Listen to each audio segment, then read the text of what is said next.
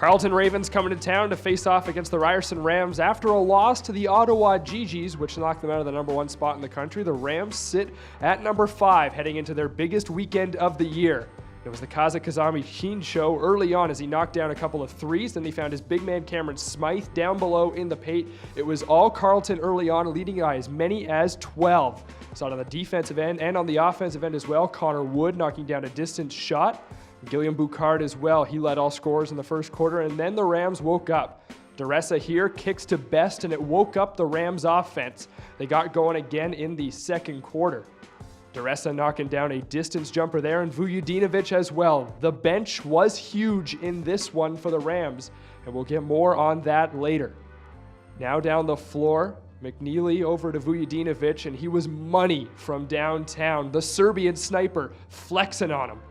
Dished into the corner, and even Aaron Best working through double teams all night, as well as Adika Peter McNeely. A nice assist right there, finding Mukama, who knocked down from distance.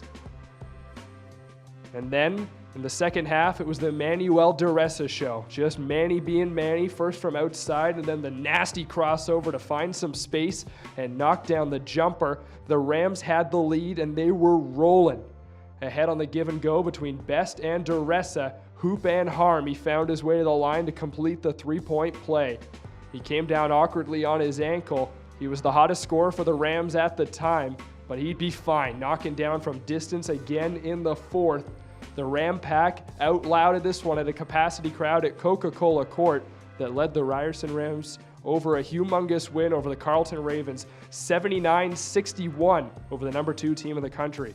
Diressa led all scorers with 21 points. Gavin Resch knocks some down from distance, and Kajimi Keen 7-6-6. Not a hot night for him. It was all bench for the Rams, 48 bench points, even though they're out-rebounded by almost as many as 20. Rams move on, and they play and host the number 1 Ottawa GGs tomorrow at home.